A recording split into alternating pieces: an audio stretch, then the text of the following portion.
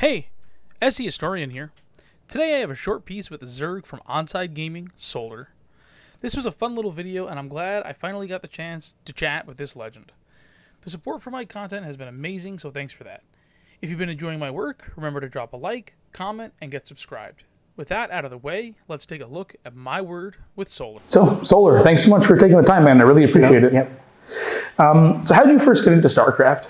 When I was like 13, I went like PC cafe with my friends, and they told me, "Oh, did you ever try to play StarCraft?" I said, "What is StarCraft?" And I tried to play with my friends, and I fall in love with it. That's awesome.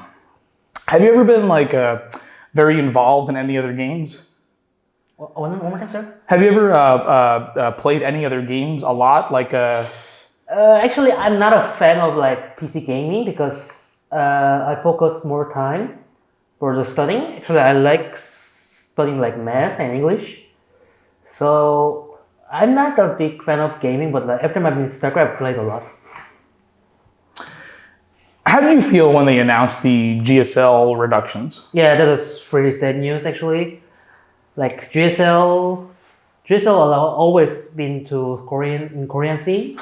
It helped a lot. Actually saved a lot of Korean players, but it reduced a lot. So it is really sad, but it is what it is. We just keep playing. Of course. No matter what. Were you surprised how successful the crowdfunding was? For GSL? Yeah. Yeah, I was a bit surprised because it was like almost like prize money. I get almost same amount as prize money. So I'm really thankful to the Korean fans, also foreigner fans who support GSL. I really appreciate it. Of course. Do you think that money makes it possible to continue to be a pro gamer in Korea? Even get money is still lower than the prize pool than last season. Yeah. But it's still like letting us more playable and more letting the scene more healthy. Makes sense. Do you think anybody in the Korean community expected the return to in-studio play? They announced between season 1 and season 2, all the games are going to be back in the studio. Yeah, I think the like crowdfundings and like many fans want it, so that's why they change it. But like if we want to keep to the offline things, I think we need more crowdfunding like before, like for season 1. So I hope fans can still crowdfunding for us. Of course, that makes a lot of sense. It's a lot of support there. Yep. Why do you think StarCraft 2 didn't have the same type of long-term impact in Korea the way Brood War did? Because I think it's the biggest thing is the League of Legends, because League of Legends came out with same time with StarCraft 2, and League of Legends went to very famous in Korea. Like this is almost like the best sports in Korea compared to the baseball or soccer or the volleyball. So I think that's the biggest issue, but still StarCraft I think is fine because there's not many players. So even we get the less money, but there's not many players, so I feel it's fine. Yeah. Makes sense. How would you compare your life now to when you were on a KESPA team? Under the KESPA team, I was really good. Like they always keep the place to be sleep and the very good food every day. But after I went out, there's some issues. The biggest issue is like you have to pay on yourself for everything. I think this is the biggest issue. It costs a lot. Yeah. So you preferred living under the KESPA house? Of course, yeah. Okay. Do you miss competing in Pro League?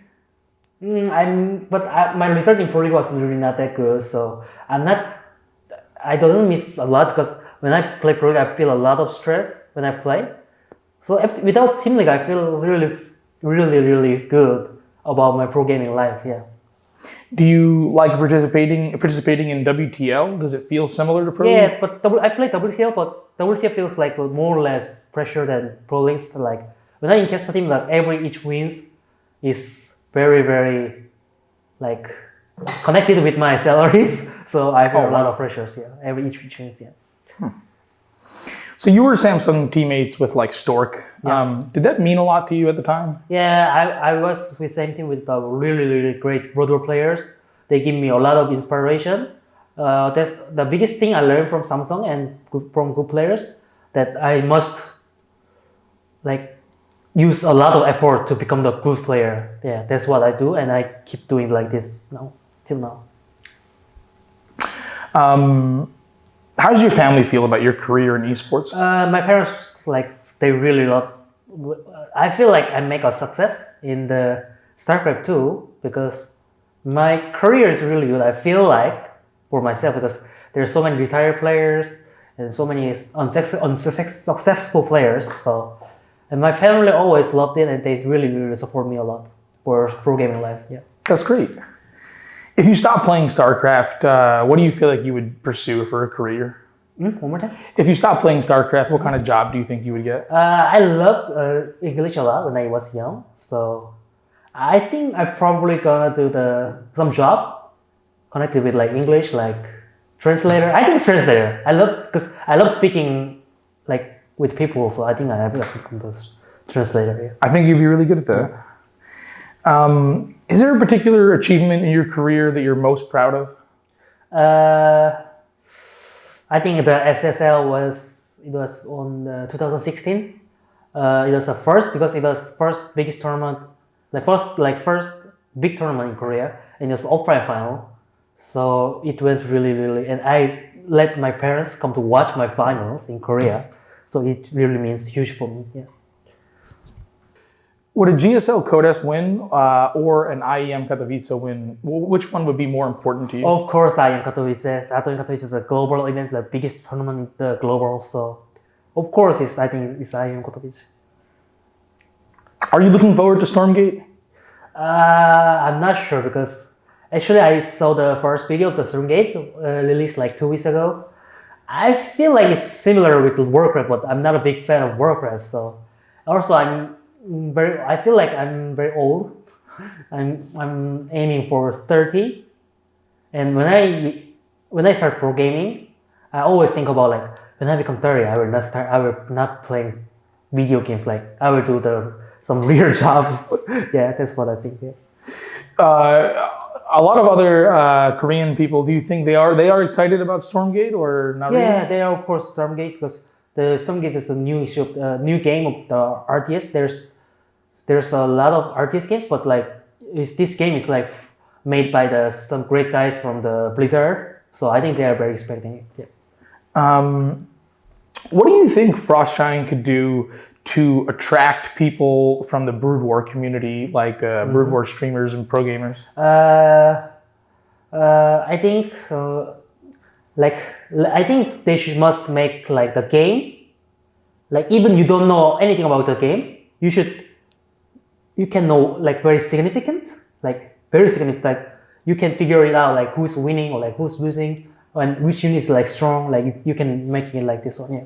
Do you think Brood War it was better at that than StarCraft 2, understanding who's ahead, who's behind? Or I think so. So I guess kind of the last thing is like your English is great. So like, how'd you get so good at English? Actually, my mom works at AT&T for like 20 years in Korea before. So when I was in his stomach, I still like listening to English for 10 months. So, and I think I just have some talent about the languages. I feel. Oh, so you've been pretty good at English like your whole life? Yeah, I just studied English for like 1 year. Oh. And I become like this. Is your mom really good at English? She works at AT&T. Yeah. So of course. Are you better or she's better? I think she's better. Yeah, because she knows more nature. Yeah. Fair enough. I mean, thank you so much for your time. That's all I got. So any closing words?